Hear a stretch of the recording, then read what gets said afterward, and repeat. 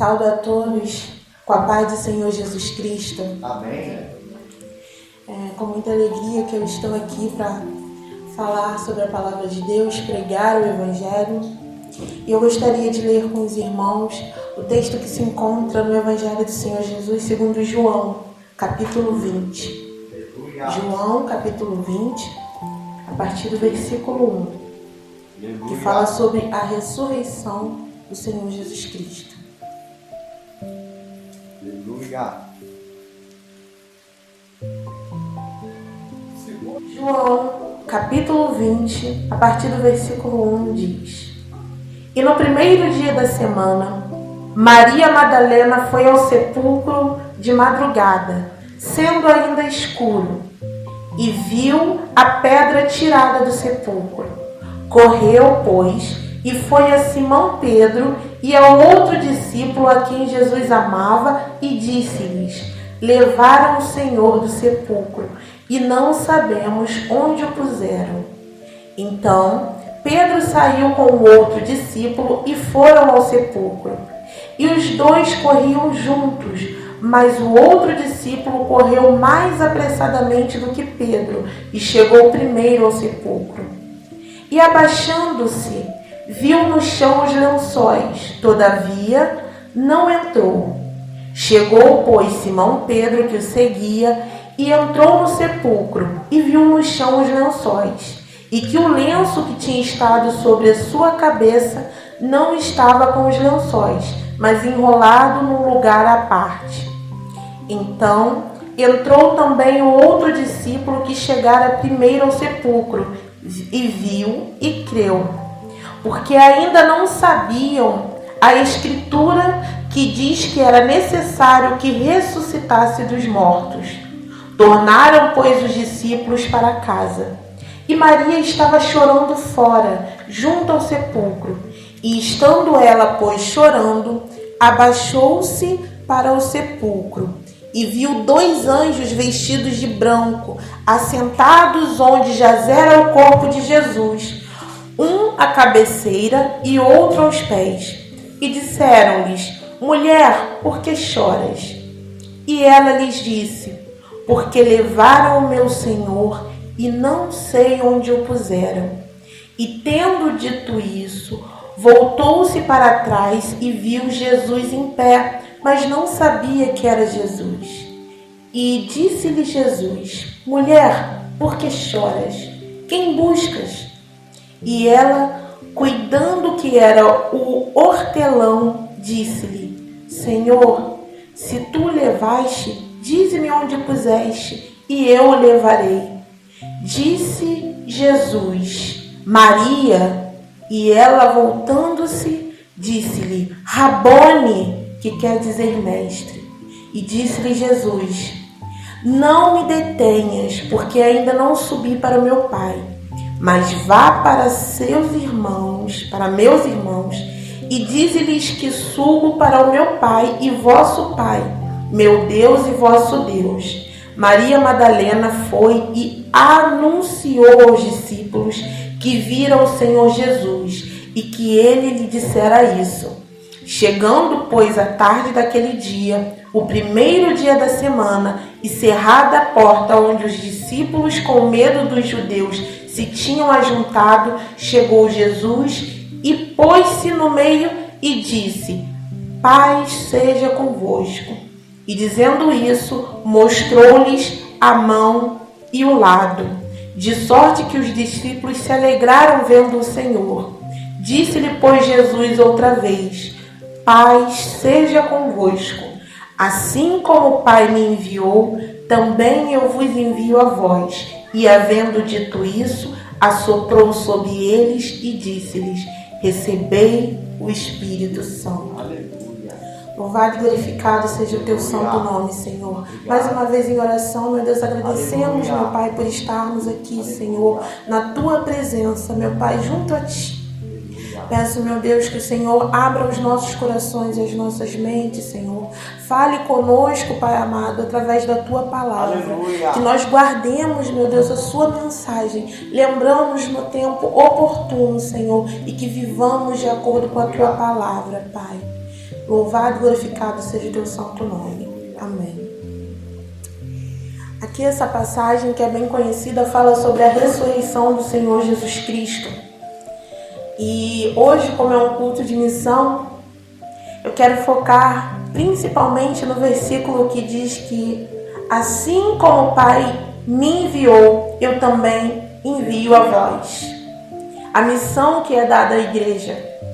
E nesse mesmo texto nós vemos o exemplo de Maria Madalena, que recebendo a boa nova, correu e foi contar aos seus irmãos. Assim também nós devemos ser.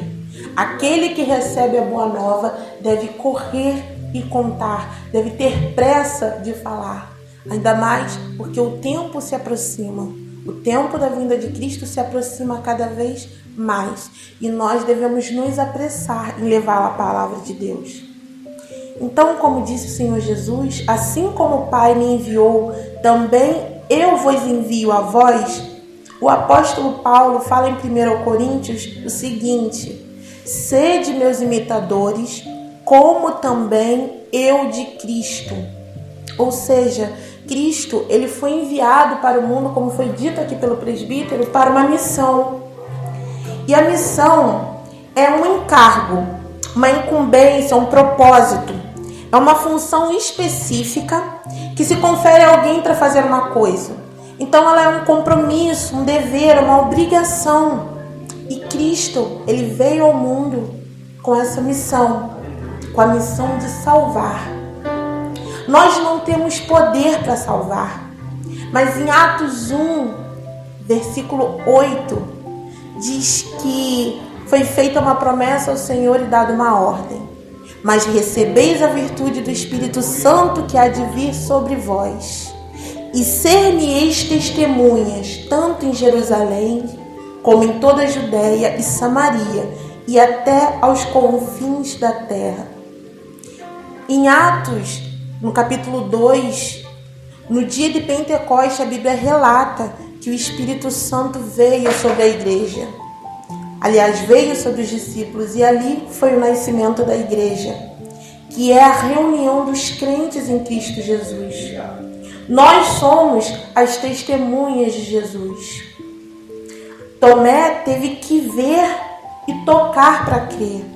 Mas o Senhor Jesus disse que bem-aventurado são os que não viram, mas creram. E o Espírito Santo manifesto em nós e nas nossas vidas nos torna testemunhas vivas. Nós vemos a ação de Deus nas nossas vidas, nas vidas dos nossos irmãos e em milagres e moveres por todo o mundo.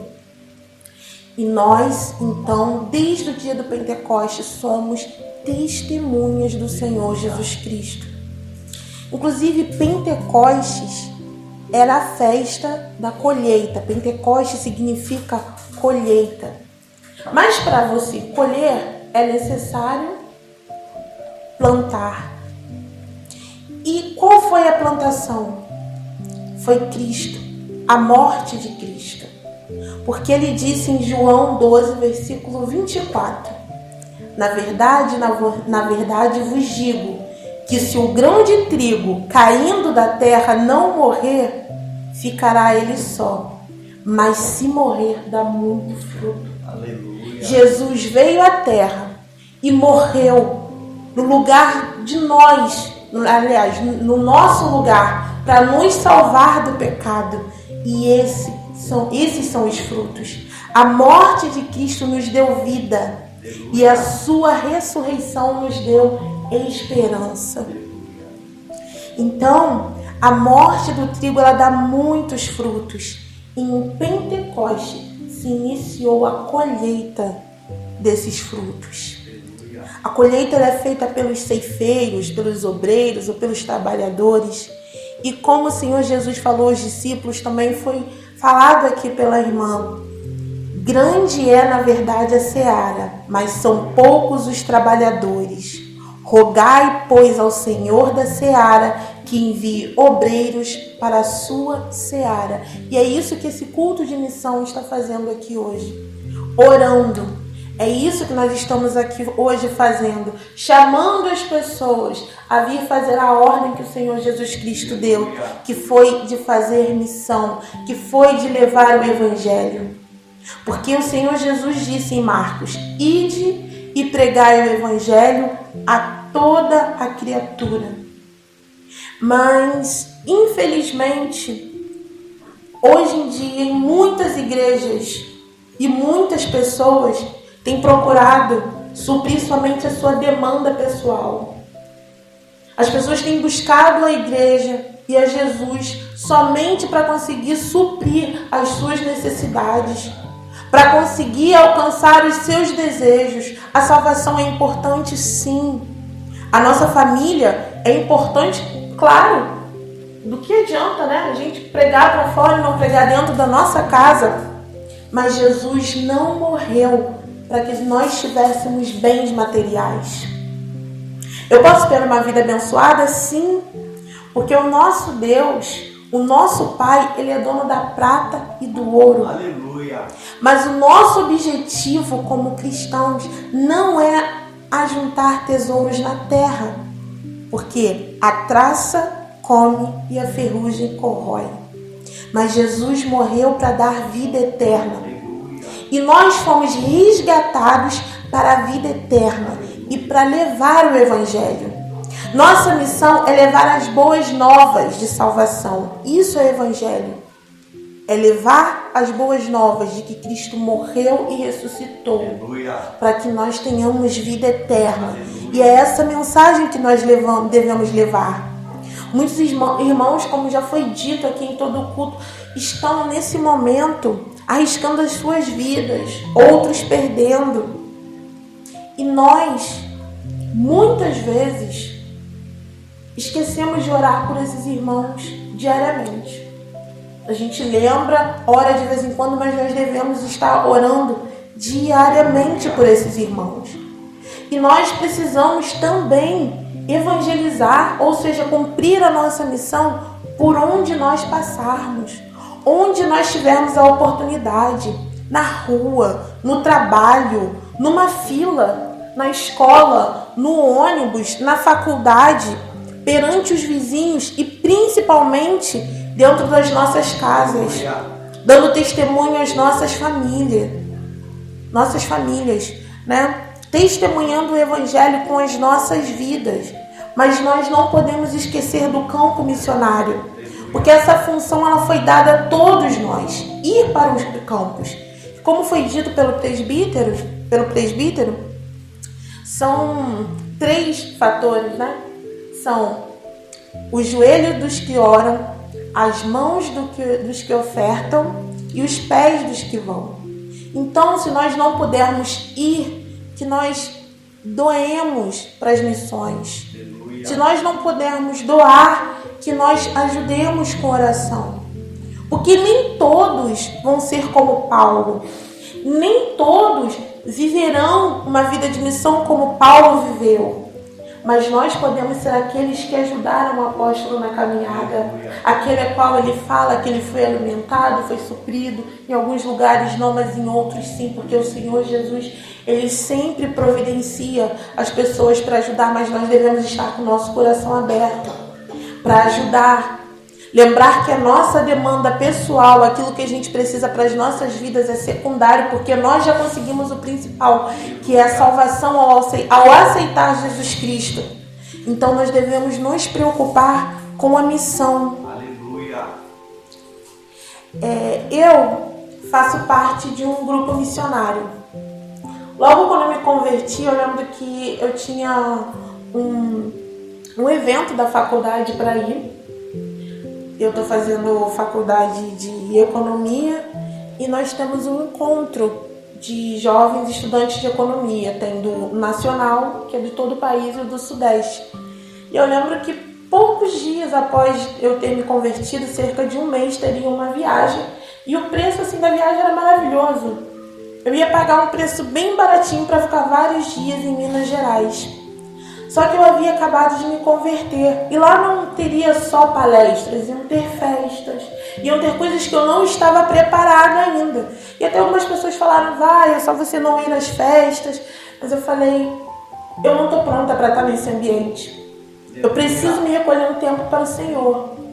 Porque muitas vezes a gente, pegando o exemplo da Bíblia, fala de Paulo, né, do caminho para Damasco, quando ele desce do cavalo. Mas Paulo não voltou no mesmo tempo para Jerusalém, ele ficou um tempo.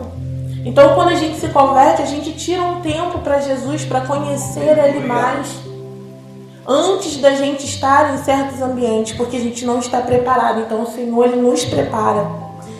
Então, eu não fui para essa viagem. E era assim, imperdível.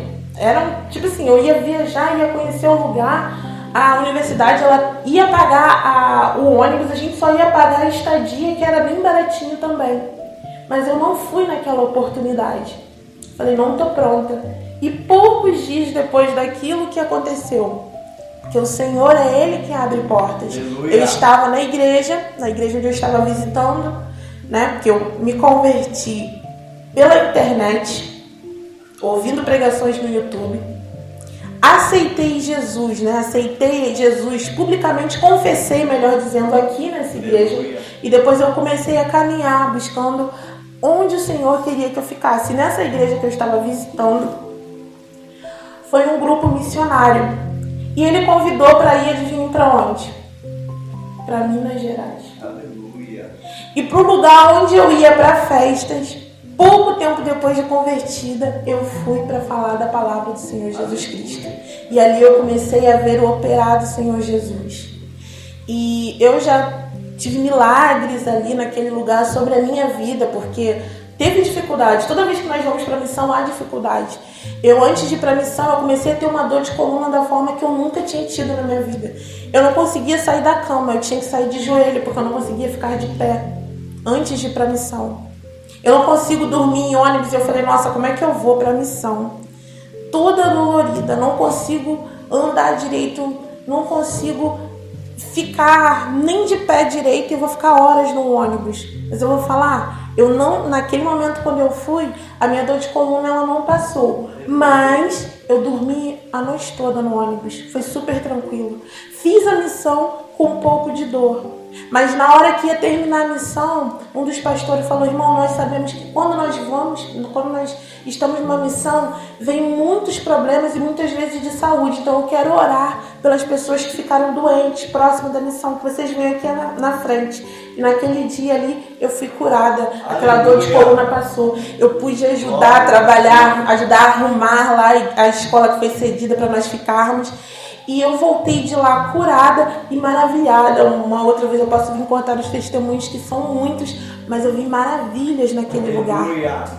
Essa dor de coluna foi na primeira vez. Nós viajamos a cada 3 meses. E a cada 3 meses é uma aprovação nova que vem. É falta de dinheiro, é problema de saúde, são problemas pessoais, são opressões que às vezes o inimigo quer colocar na nossa vida, mas ele não consegue, porque o Senhor Jesus é maior. E toda vez é uma luta, mas o Senhor sempre nos ajuda a superar essa luta. E é muito gratificante e renovador ir para missões. Sabe? Então, eu peço a Deus que venha colocar no coração dos irmãos de estar em missão ou de ajudar na missão.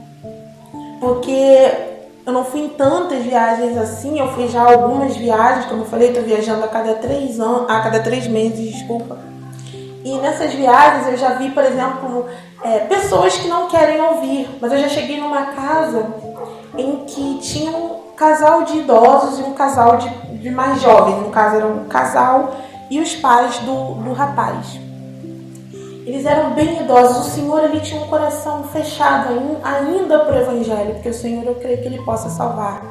Mas aquela senhora, quando ela nos viu, ela já veio com os braços levantados, falando que ela queria o Senhor. Aleluia. Porque aquela mulher, ela estava sendo oprimida, maltratada dentro daquela casa. Era uma senhora bem velhinha, do cabelinho branco. E talvez a nossa missão foi lá para resgatar ela, porque o Senhor ali salvou e pode ter levado ela para a glória, tirado ela daquele sofrimento. Na penúltima missão que eu fui, tinha um senhor e ele estava na porta da missão. Ele não queria entrar porque ele estava embriagado, ele estava bêbado e ele não queria entrar. E o pastor convidou ele para entrar. Então ele não quis entrar nem de chinelo, ele tirou o sapato e entrou. E ali, ele era uma pessoa que já conhecia Jesus, tinha se afastado, ele se reconciliou com o Senhor. Ele foi melhorando, ficou sóbrio, passou o dia ali com a gente, almoçou, foi no último dia da missão, nós voltamos e ele ficou indo para a igreja durante uma semana. Isso foi no domingo. Na sexta-feira ele faleceu. Ou seja, ele foi salvo. Aleluia. Deus nos levou para lá. Houveram outras vidas. Às vezes tem missão que são 50 e poucas, 60 e poucas vidas. Teve uma missão local que às vezes a gente pensa, mas lá já tem igreja. A cada, acho que 50, 100 metros tinha uma igreja. E lá foram, eu não lembro agora se foram 67, 64, mas 60 e poucas almas para o Senhor Jesus. Então é importante a gente pregar mesmo na nossa comunidade. Porque tem pessoas que já ouviram falar do nome de Jesus e a gente fala, mas ela não quer. Mas quantas vezes tiveram que fazer o apelo nas nossas vidas para que a gente aceitasse o Senhor? Porque tem gente que está igual ao eunuco no caminho para Emaús. Ele está lendo a palavra às vezes, ou aqui no nosso contexto, já ouviu as pessoas falarem, mas não entendeu ainda. Que Felipe pergunta, entendes o que lês? E ele fala, como eu vou entender se não há quem explique? Às vezes a gente julga e fala, eu tenho que fazer missão lá fora. Lógico, nós temos que fazer missão lá fora. Mas às vezes na nossa comunidade é necessário. Porque infelizmente tem muitos crentes dando mau testemunho. Tem pessoas levando um evangelho falso na TV, na internet, até mesmo dentro das igrejas. Porque essas pessoas estão dentro das igrejas, mas não se converteram ainda. E essas pessoas estão sendo pedra de tropeço na vida de outras pessoas. Então nós temos que ser como Felipe, explicar a palavra de Deus. Então, onde nós estivermos, quando tivermos a oportunidade, nós devemos falar do Senhor Jesus. E voltando ao que foi dito no início, nós somos imitadores de Cristo.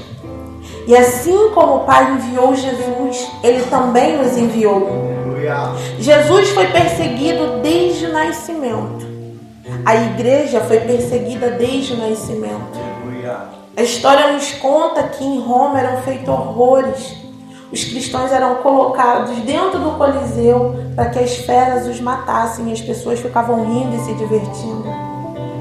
Os crentes eram colocados, amarrados, à noite e queimados para que servissem como tocha para iluminar a cidade.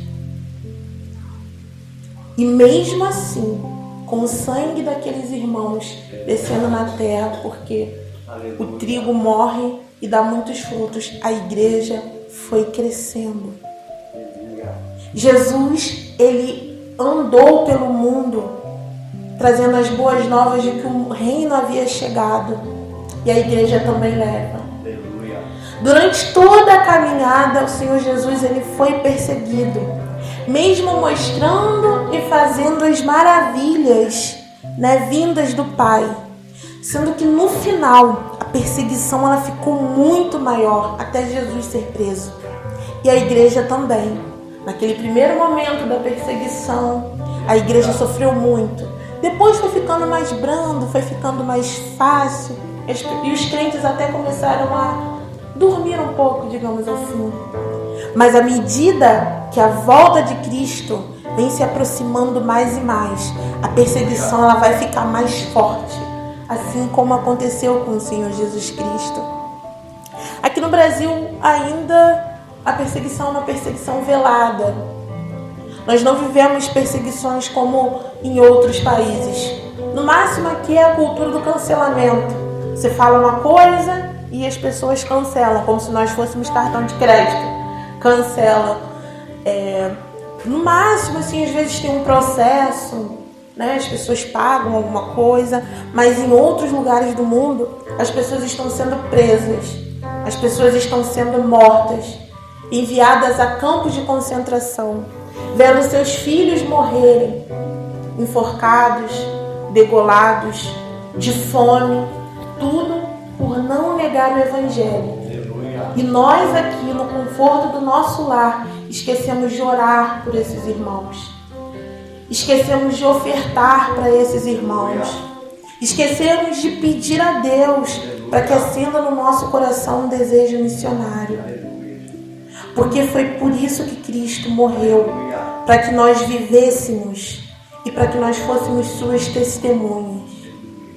O nosso velho eu morre para que nós vivamos o Evangelho. E assim como Cristo morreu, Ele também foi ressuscitado, glorificado e subiu aos céus. E a igreja também irá. Nós morremos para o nosso antigo eu e nós vivemos para Cristo. Nós somos perseguidos, sim, mas na volta de Cristo, quando Ele vier buscar a sua igreja, nós seremos glorificados e iremos ao céu. E assim como Cristo voltará com poder e grande glória, a Bíblia relata que Ele voltará juntamente com os seus santos, que é a sua igreja, que é a sua noiva, que vem para reinar. Mas antes disso, o Evangelho precisa ser pregado. E foi para isso que fomos chamados, para sermos missionários. Então vamos aproveitar a oportunidade. Pregue na sua casa, para sua família, com seu testemunho. Pregue no seu trabalho, pregue por onde você estiver, pregue na internet.